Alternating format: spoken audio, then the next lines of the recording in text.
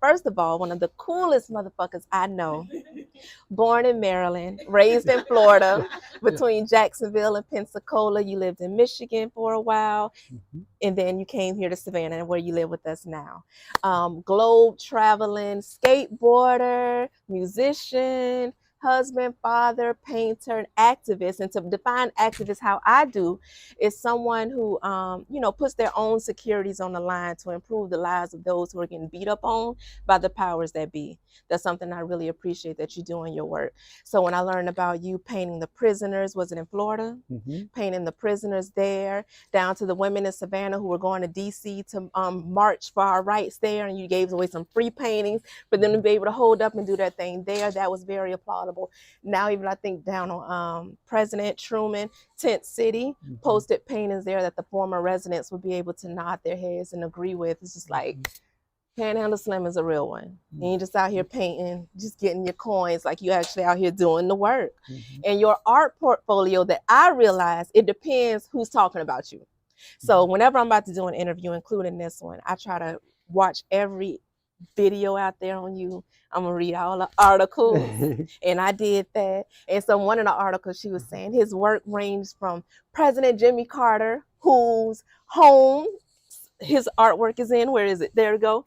And then also, she said Amy Winehouse, and she said Batman. I said, okay, that's an interesting range. Now, if I had to pick three, which is hard to do, first of all, I would say that his art ranges from Zora Neale Hurston to Camouflage, a local rapper, like I said, here in Savannah, passed away 2000. Anybody know? 2003, I think it was, or so, maybe before that. And even Jesus. And something else that I love, that even if any of y'all, if you have any amen worthy quotes, you will put that on their board, with or without permission. I mean, I said something about Nike one day. Nike was in the news, and it's like, boy, I knew it, that was on a board. And that was traveling around in your art shows too. I love it. Something else that I really respect, you don't wait on no gallery, no museum, no city council for permission or invitation. You just set up shop and do your thing.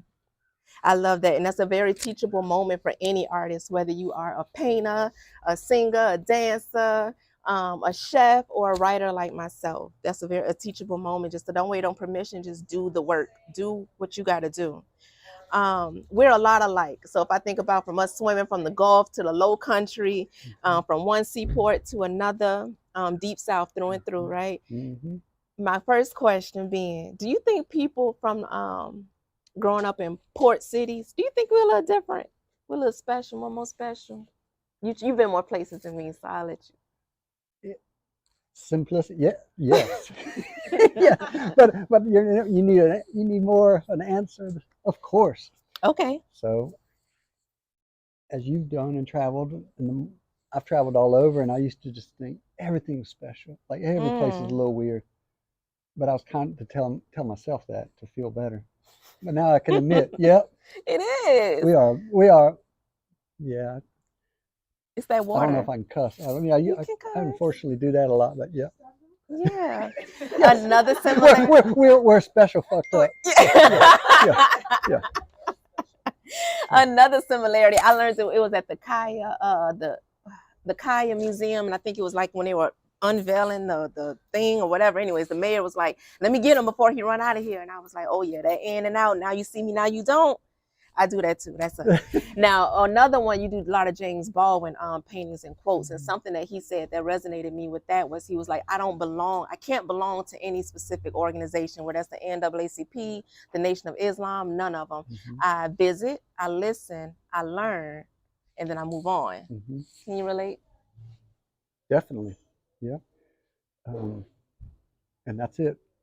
I'll learn and listen, but I don't want to be part of any group, because that's just narrow. They'll bring you in. It's a big world out there. Like a friend told me one time, it's like, if I was really into gardening and it's just a group of people into hoses, I don't want to be part of that. Because all they're going to do is talk about hoses. Yeah. It's like it's a bigger world. Yeah. It's so much. Yeah. I agree. And then everybody starts fighting and going back to it. I'm just going to go ahead and go do what I do. Y'all stay and fight. And that's it. That's art. Yeah. Word. Another thing, Jimmy was like, I really admire about him particularly. He's so firm in his beliefs. I don't know if I can ever be that way. But it's like, in another word I would describe it as is like free, especially if I consider Nina Simone's definition of freedom. That's somebody else you paint off to Nina Simone. She says, like, you know, freedom is being without fear, having no fear. And then I think about your art, and it's like, and you art it up when in terms of like class, race, and even God. Like, those are things in the Deep South. They'd be like, don't talk about it. Were you initially like hesitant? Like, did you tiptoe into painting about those things, or did you just, you know, it needed to be said, and you just dove in? Yeah, I just dove in because it's, of course, I mean, life. But when I really like started putting paintings up around Savannah, it's just easy to do. Like, this needs to be done. But with huge respect to a community that maybe I didn't know about, but I did know. But you know, as far as paintings around Savannah and black people going on walls, it's a history that white people didn't learn, black people didn't. It's that simple, and it's time that it stops. You know, and yeah, I could just go on and on. But you should. Yeah, yeah. Get myself in trouble, and that's good. That's okay. Yeah. You ain't scared to get yourself in trouble? Because that's hard to do when our money is on the line. It's like, oh, if I say too much, they might not mess with me. If they don't mess with me, I don't get paid. Well, it goes back with your tiptoeing question. I was brought up to do that, so maybe I was doing a little bit, but I wasn't. It's like, yeah, fuck you. And they try to control you. I mean, that Malcolm X painting we put up came down pretty quick. Sure did. And Nina Simone did too. Yeah, and that was a whole nother ball game. But we did it, and I know that change has happened because of that. I just know it. I didn't get permission. Made those people like the. I guess it's the fancy people and their little things, and they make the decisions. Yeah. And it's white men. Yeah. And I really was shocked when I went to one of those Metropolitan Planning Committee things. That it was all white men. But I wasn't shocked. But I was pissed. And we made a big change there because we threw the loop at them. Everything they said, this one man got all red and mad, and he's like, "This is not about race." Wait, what did you just say? So, and then I think he stormed out, and we all were like, okay. But it's pretty easy to put it in front of their face, and they get mad. Yeah. And they don't show themselves. Yeah, they show themselves. So that happened. But things have changed in that department. I haven't been back there in a while, but I've heard. Yeah. Being willing to disturb the peace, is that generally your personality, kid from a childhood? Yeah, because it's such a narrow world. There's so much injustice, and that would go back to the skateboarding thing. I come from a skateboarding generation to where skateboarding is not what skateboarding is now. How so? You definitely are going to get your ass kicked just going out skateboarding, and it's always by somebody in a truck. And I mean, there's no joke, and that's you learn to navigate your world differently and see. I mean, I knew trails to escape. You know, it really was, and that's back at the port city, and that was kind of that happened a lot in the states everywhere, but definitely on the Panhandle where I grew up, rednecks. Just I knew, those dangerous people, but I learned how to deal with them, and I'm not afraid of them. So, you believe in zodiacs? What's that? Your zodiac sign. I'm a Pisces. Yeah, I definitely do. What's your sign? Gemini. So what they say about Geminis, you think it's true about you? Well, my wife's a Gemini. We're very different. But she's right on the edge, and I'm smack dab in the middle, because a lot of people, like Francis Johnson, he's a Gemini. People I meet that I connect with, like, okay, I get it. But we just kind of do our thing. until you're the other person. Yeah, yeah. And I don't know. I'm pretty much who I guess that's it. I'm who I am. But Yeah. I'm comfortable with who I am. But yeah, I don't. There's not too many. I don't think there's two people really, but there might be. Yeah.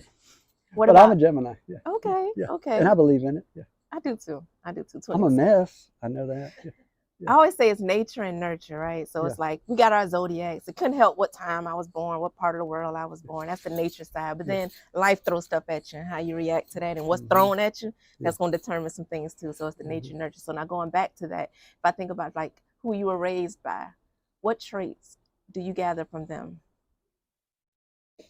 A lot. Um, I believe my mom was more. I mean, in their upbringing, the man was very narrow. He's who he was. Um, but my dad's deep. He Mm.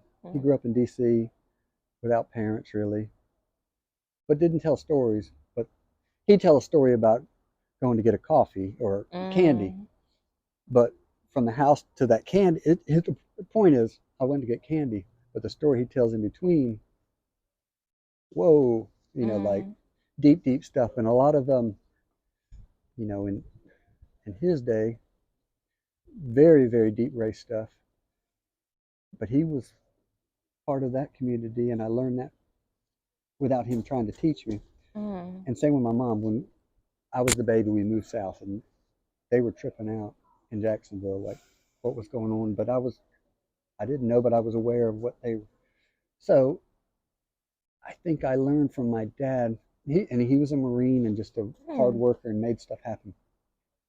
I learned to like if I say I'm going to do something, I'm going to do it, Mm. whether it's a thought, like, and Mm. that's what he did.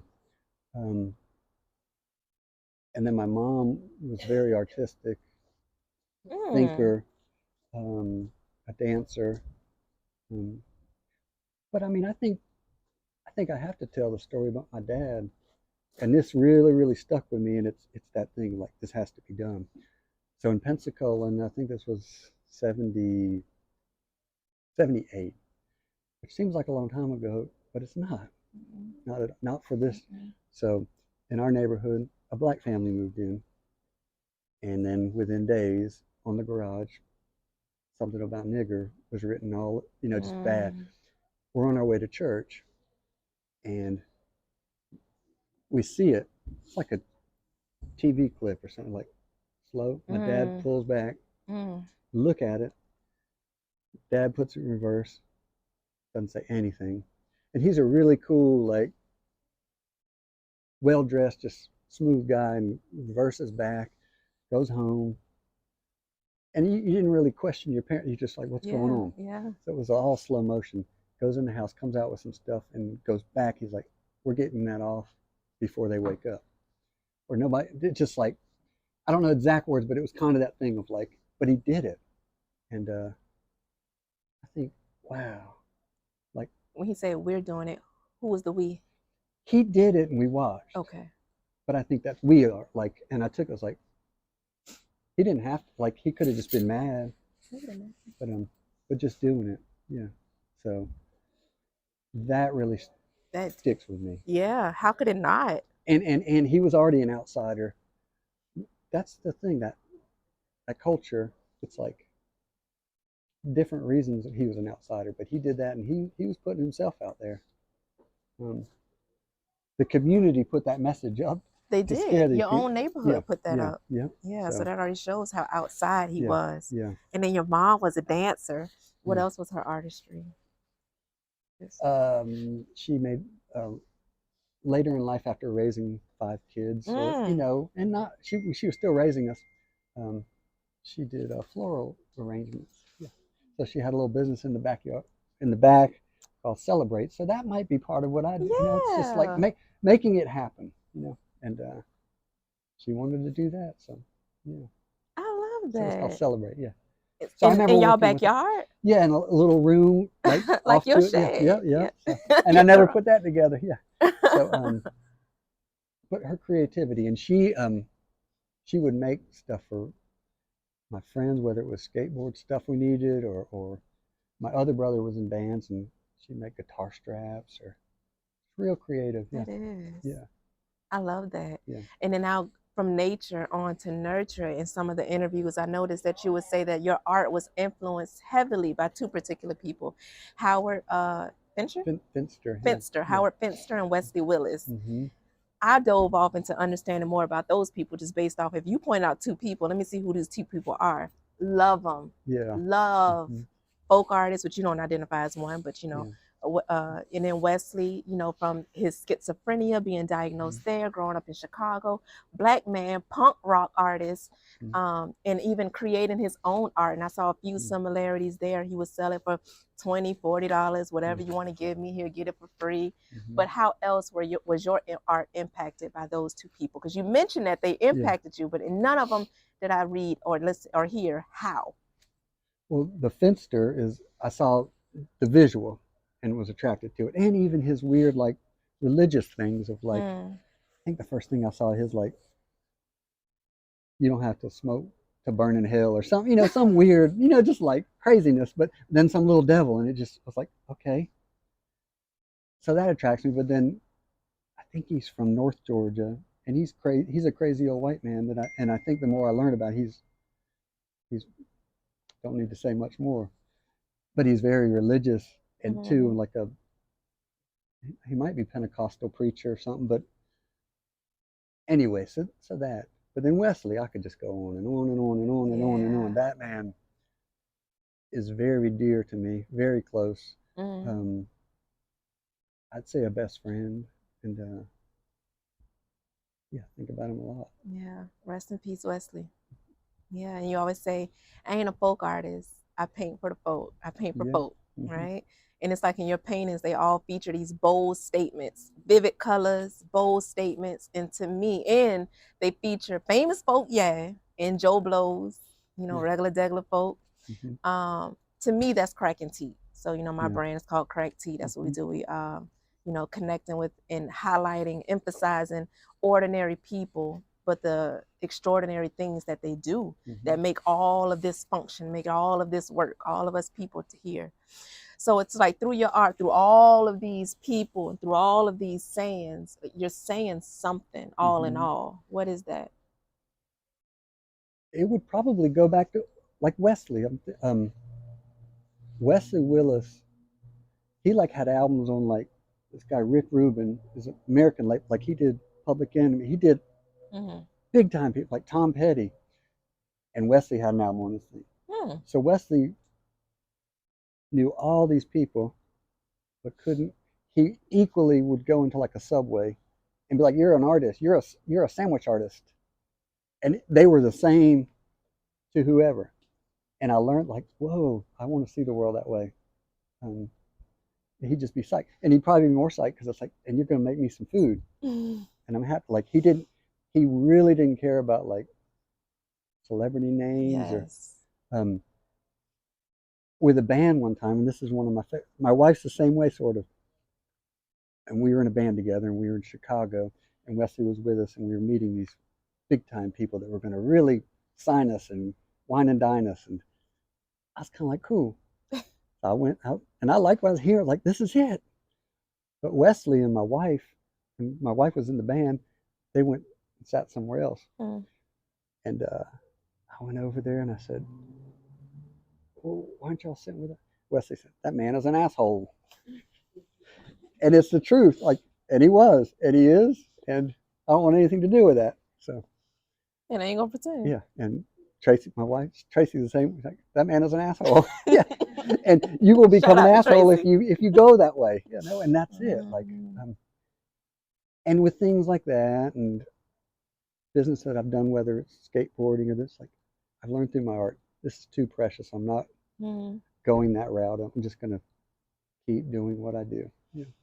So, and that's why this is it. Yeah. Yeah, just a couple more. So one is like we're at the TCU, right? So it's like you take up space in a way that buku artists would love to do. Like you in our homes, businesses, the streets, just everywhere, TV, magazine, newspapers. famous folk just post their pics with their panhandle piece, and they're grinning from ear to ear. But to you, you always just say you shrug at the money aspect. Now, with that, do you think that is that necessary? Is that a privilege, or is it both? Wow. It all I know is it's working good because it's very organic. Other routes haven't worked, and then so it's very, very lucky. Um, Definitely not a privilege. I mean, I'm dirt poor, but I'm doing the best I've ever done just because it connects. But I've never, to my detriment, never cared about money. Mm, Um, mm, Thinking about when I went up to the Civil Rights Museum one time, he brought a painting to them, Miss V, and she's like, "You giving this to us? mm, Like, are you financially set?" And I just kind of mm. laughed, like, and to me, it's That's almost like that's an offensive question, but it's mm, like, no, like, and I get mad at money talk, like a lot of time people will say, how much are they? And I'm like, whatever you can pay. And the first thing, I don't want to offend you. I was like, you want the painting? I'm not offended. Um, if you start talking crazy money and the blah blah blah, that's I start to get offended and almost like that. So it's very deep, but I look at things much different. Um, no. it's weird. I'll see. I also have this deal where I just tell people, and a lot of times I say, I'll leave it here. You just leave whatever you can. Kind of like you don't have to worry. And I wish in some ways this would be a great documentary, but like from the window of my house, I'll see somebody ride up on like a scooter and then like push off a big painting or Mm, in a wheelbarrow or something. mm. But it's always the nicest car that pulls up. And then I go look at my little slot, it's like $5, or something. And it's just, but I don't care. But to me, Yeah, it's socio, it it's is. interesting. And you studied sociology, Yeah, didn't you? yeah, Yeah, that's what it's all about. Yeah. yeah. Luckily, I can put together some paintings, but also I paint. Luckily, it's I paint other people's words. It's like I can't get uppity, like I'm some. But I guess Yeah, you I pick curate it. them. Yeah, Yeah. yeah, yeah. That's part of the experience too of buying your art. It's like it's not just about Flannery O'Connor and what she's saying. It's like I know she's a piece of a puzzle of also Elton John and Georgia O'Keeffe, and who you choose and what you choose of their sayings. Mhm. All of that plays a role into the piece. Yeah. Yeah. And it's like, yeah, and I want a piece of that experience. Hmm. That's beautiful. And that's the dream. You wish it was like that, but it's not like that. And people still will be like, "This is an interesting thing." I think of. And that's the ones we just go sit in the corner by Yeah, because they're yeah, assholes. So I'm gonna just go sit in really, the yeah, corner. yeah. And I've never had nobody's ever asked me, "Why do you paint so many white people?" But they've definitely asked, "Why do you paint so many black people?" I was like, "Have you looked at my paintings?" Like, but it's all they see is black, and in negative ways, the way they're coming at me. Um, Eric is here, and then this the walls of hope I put up. Trying to think. It was actually a second one. It was Steve. No, I'm not sure who it was, but it was on Rosetta's Lounge on Waters. Oh, I remember that one. Yeah, But but it was it wasn't Marvin Marvin Gaye? Gaye. Marvin Gaye was Was first. it Tupac? No, I can't remember who was over It there. it was it It was was Al Green went okay, up, Al Green. and it Okay. went up like I was putting it up myself. But it goes back to that Pensacola, like in that redneck and the Mm. skateboarding thing. I'm putting it up, and a truck drove by, and I still have trauma with the trucks, like in that sound. Like I, I'm looking, and that's real, real, real. So but I'm like, I'm not gonna, I'm gonna do what I do. So I'm putting it up, and then they go across the street and park. But I got my eye on them. They're looking, and I'm like, don't worry about that. Just do mm. what you do. Then it pulls around, and it's got that sound, and it stops in Waters and says, "When are you gonna put one up for us?" And it was a white man, and I'm like, oh fuck, like in my head. And I was like, Mm. okay, just deal with this. And I said, what? I said, this is for us. Mm. And he's like, no, I was like, well, what do you mean? He's like, when are you going to do something for white people? I just didn't say anything. And I thought on it. And the best way I've learned to deal is like, this is a human being that's confused or mad or upset. So I said, okay, if you need a white person, okay, go down here, go down, I think it's the one-way streets, Henry. I go down Henry, then take a left on Habersham, and there's a pain there for you. I said, it's Mr. Rogers. And he smiled, and he paused. He said, like that. Like he got, like, I think that he changed. You know, it's like, if that's what you need, there you go. Yeah. Yeah. So, but it was one of those things. If you drove around and look, you might see there's one for you. But all you see is this. You're looking to prove yourself right, that you don't think about us. And that just freaks me out. Like, at this time, people are still hung up. Like the fact that I put paintings up of black people, people get mad. Because and it just shows, it's the mirror.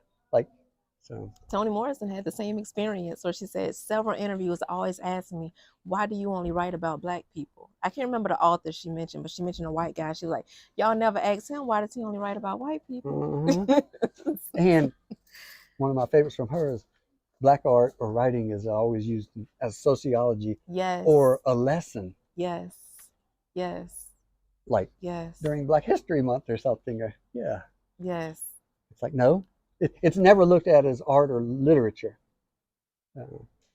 But it is by us. But we know what she's saying. So, my last question, if I think about my inner resources, that non-tangible stuff that assists me in my artistry, beyond my capacity to love, because that's the easy one, love, I think my greatest resource is my curiosity. What's yours, or one of yours? That's it. Curiosity is huge, because that's how you learn. Stay curious. Quotes are in my head. That's all I have is quotes. And I'm trying to think. No, and now they means too. Don't be judgmental. Be curious. And I'm working on the judgmental, because that's impossible. And I realize the minute I walk out my door, judgment starts. And that's the world we were brought up in, and it's hard to fight that. But being curious, you should be curious and look for somebody to either change your mind or make. And I love that. That makes the world a lot better versus going out and looking for something to get mad about. It does. And I'd say that's the best experience I've had. Is not getting mad, like working with somebody because they're confused about something, like kind of rambling. But one show I was doing outside, this young white man he was really belligerent and kind of looked at all my stuff, and I could see kind of what he'd see. He'd get madder and madder, and then he just started kind of like going off. And then he came back with like some cardboard and some paper or something, started writing something looking like one of my paintings, and then wrote like, "This guy's stealing everybody's money, blah, blah, blah." And I was just like, well, I'm not even gonna worry about this, but you got a problem. And I don't want you to think that about me because you're wrong. Like, but I went and said, and he's wanting my attention, and I know to ignore him, but also I'm like, no, this guy's hurt. Like something's going on, and I'm pretty sure he was on the subject. He wasn't doing good. But I said, that's just not right. He said, what? It's like, that statement is not right. And I said, and if you were just watching what was happening here instead of being all mad, you would have realized and saw me. I just gave away 4 paintings to like, it was one little girl or this or that. Like, and I'm not saying that to like get patted, but he froze, and he's kind of like, oh, I'm an asshole, and I've just had a really bad day, and I'm taking out on you. And it was deep, and he just got really upset and said, I understand. Yeah, we do that stuff. And I never took it personal. I know it's your problem. Yeah, not mine. So, but I think that I could have gotten mad. It could have been a bad situation. It could have been a bad situation. But you're the coolest motherfucker I know. Well, thank you. Yeah.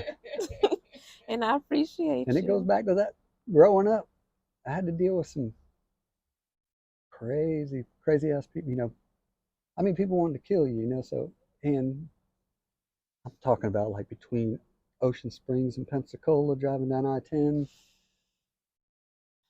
going to gas stations, this and that, and I know, I it's a know. different experience, but I know that feeling of hatred in somebody's eye, Yeah. and I want to kill you Yeah. just because of the way you look. Yeah. As people talk about Mississippi and Alabama a lot, driving from here to New Orleans, sometimes taking that I-10 route. I was Ooh. like, the whole route is scary. Yeah. Florida, the Yes. whole thing is scary. It is. It's Yeah. real.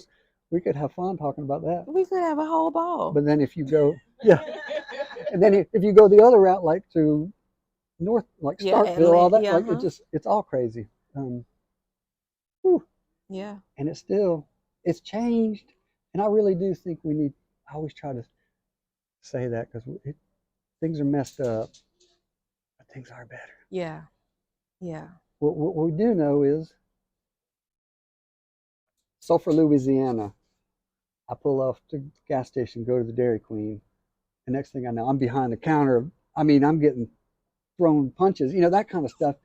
And then nobody comes to your defense, Mm, and you tell somebody to call the cops. Like, yes, call the cops. And then the cops mm, come and they're against you. All mm, that stuff. That's not the way it would be now. mm. I don't, for, Maybe, hopefully. yeah. I mean, I think about like our gay brothers and sisters. It was almost like them going out. You're asking to get killed, like you really are asking for it, and nobody's going to help you. That's not going to be the case now. If somebody attacks him, I think we'll all go and attack that person. Hopefully. More, just think about, and this is kind of what I'm saying. Think about it and celebrate that we can see two men holding hands walking down the street. Yes.